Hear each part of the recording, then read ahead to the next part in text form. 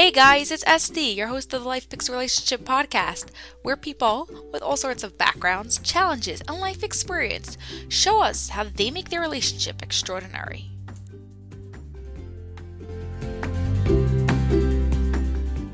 Hey guys, hope you're all doing well. Today we're here with Rivka Feferkorn.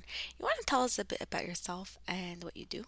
Hi, my name is Rivka Feferkorn. I am a realtor in Tom's River. My husband and I are realtors together. We have our own company. I'm a mother, obviously a wife, a grandmother, and stepmother and step-grandmother since my husband and I are a second marriage. Wow. So what makes your relationship extraordinary? I don't know if it makes it extraordinary, like as in compared to the rest of the world, but what I think is special for us is, first of all, we got married when our children were adults. I have an 18-year-old son, almost 18. So like 9 out of 10 were grown, most of them married. There's a huge age difference between us. And we knew each other for a really long time before we got married. So I think that's different and to the positive side. Do you think your age difference affects your marriage? It's funny because it's an interesting conversation I've had with other people. It seems to be a common theme in second marriages. It's 12 years of a difference between us, and my husband's father, he lost his mother when she was really young, and his father remarried also a woman who was 12 years younger. And I don't know if it makes it better or worse. It was totally not an issue because I like to tease my husband and say, like, we were both of us divorced for 5 years, and I always tell him, like, for 5 years you were like relaxing, and I for 5 years was raising 3 teenagers and working full time. So like I always tell him, you're older, I feel older. So we're approximately, but The same age. he feels very young. He acts very young. When we get together in my family, he's the oldest from all my brothers-in-law, and like you should watch them and you'll see. Like he just feels very young and acts very young. So. And he keeps you very young. He does. I have no choice. So what's one thing that you do together to make your relationship extraordinary? So the one thing we do, I mean, it's even more important now since we're in business together, because like now we are always together. Like I don't even have a job where I have friends. And since we moved out here, it's like I hardly know people because I moved here without little kids. I feel like people who move out here meet other people, their children's friends, their children's play dates in shul. Like I really don't have a lot of people here. I'm busy anyway, so it's fine.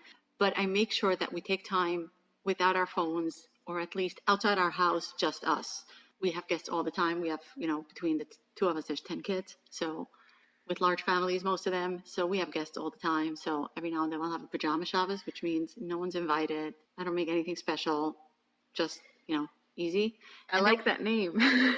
Actually, that name comes from when I was divorced and my children would go to their father and I'd be like, am I going anywhere? Pajamas. Like then it was really pajamas. But here, my husband goes to shul. So, but we just keep it simple and we make sure to go away. Like we'll go away overnight or for a weekend or just the two of us without work follows us everywhere, except if it's Shabbos, because that's the life of a realtor. But we make sure to spend time alone because we married each other because we had fun together. And if we never have fun again, like, what's the point? Yeah, exactly. And you have to make sure, like, it doesn't happen naturally. Exactly. And sometimes in my head, I'll think, like, no one's home. It's just the two of you. Why do you need to go out? Because my office is also in my house. That's why. So, yes. Yeah, it's like set a time, make sure it happens. And I've even started to think of, like, maybe we need to, like, shut our phones at a certain time or leave them in the kitchen or in the office or something because it's just endless. Do you like it that you work together? I do. Everybody gave me such like, oh my God, you're married and you're in business together. And maybe because we were only married 3 years when we did it. Maybe because, I don't know, it's not an issue that we work together. We're very different. We have very different responsibilities. It's working for us. How's he different than you? What does he do? So he is Mr. Spontaneous. He can't tell you what he's doing tomorrow. He has no calendar.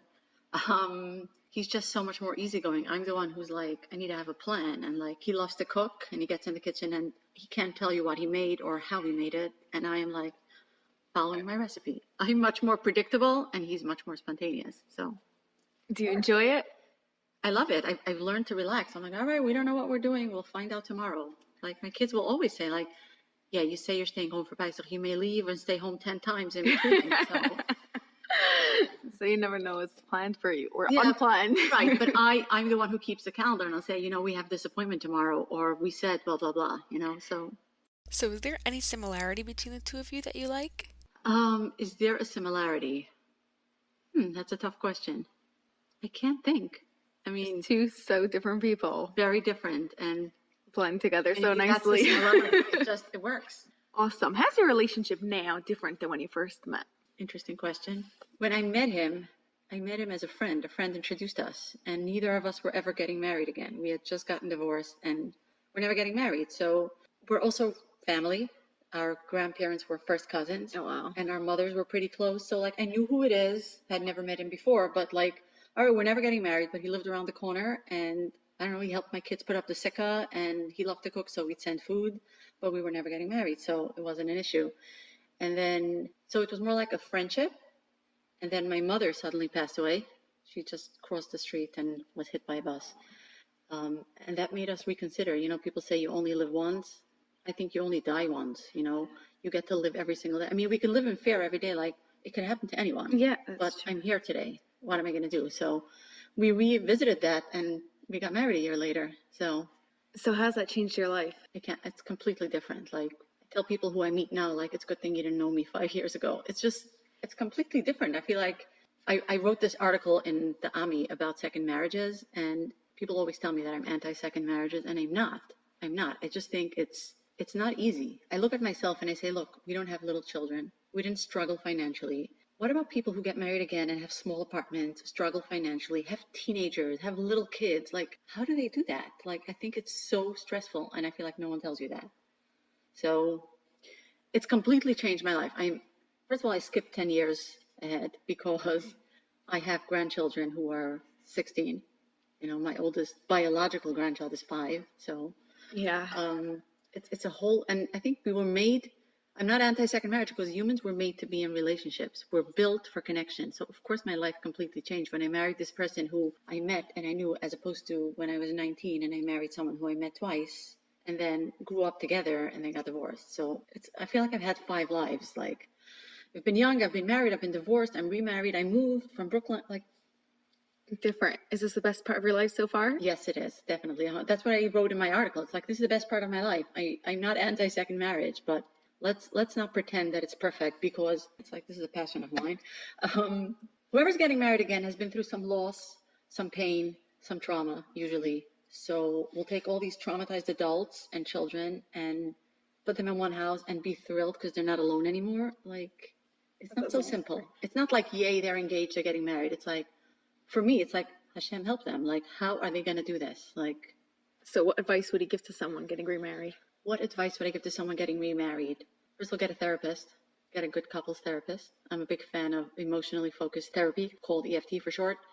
It really helps people understand. Like, of course you have baggage when you're 19, but when you're 40 something, you've been through, and like, EFT helps you understand that when you do this, this is where your spouse goes emotionally. This triggers him in this way. And it's just so helpful. It's not like fixing anybody or just helping each other understand what makes each other tick and how we can work with it instead of against it. So I'm a big fan of that. And look, people deserve to be happy and people deserve second chances. But I don't know, I think, like, when we met, I had 3 teenagers. By the time we got married, these 3 teenagers were married. So I don't know what would have happened if I married him with 3 teenagers. My God, my kids would have, like, I don't know, all hell would break loose probably.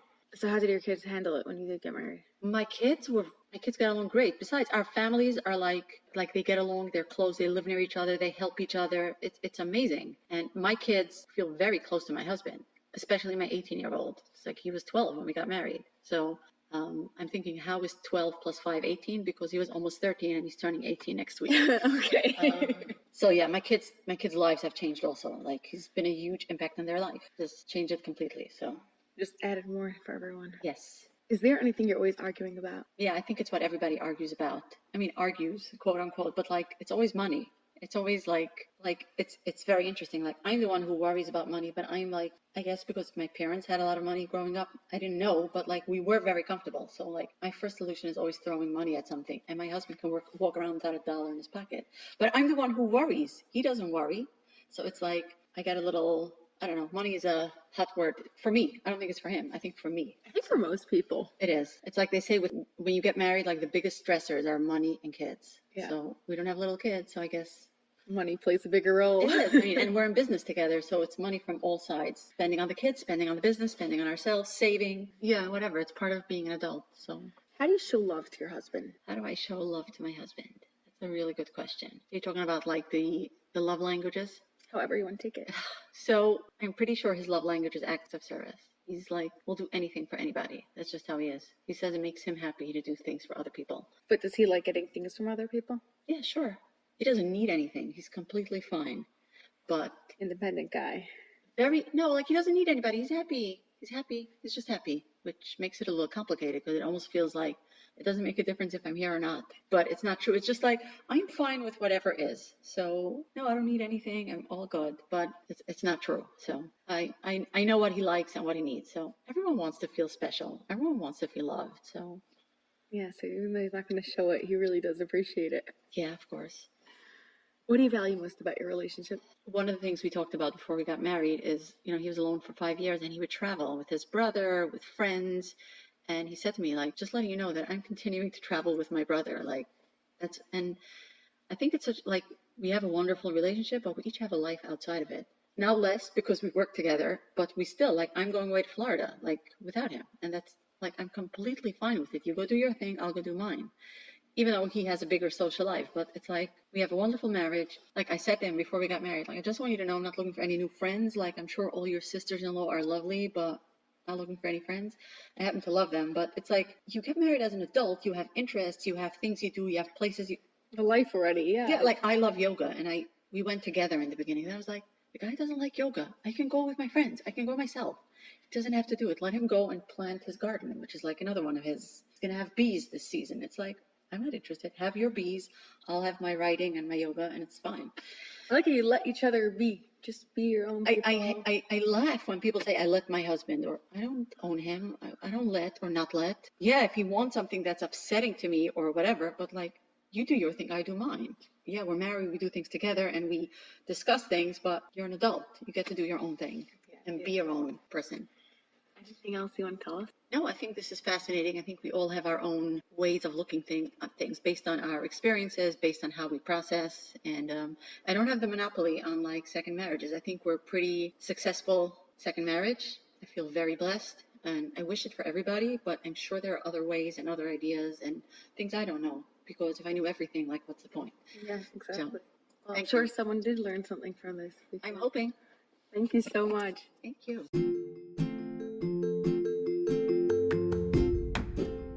Thanks, guys, for listening. Leave a comment below. I'd love to know what you think. And to book a relationship photo shoot, CJE session, or just to find out about more what we do, go to lifepicsrelationships.as.me. I'm waiting to hear from you.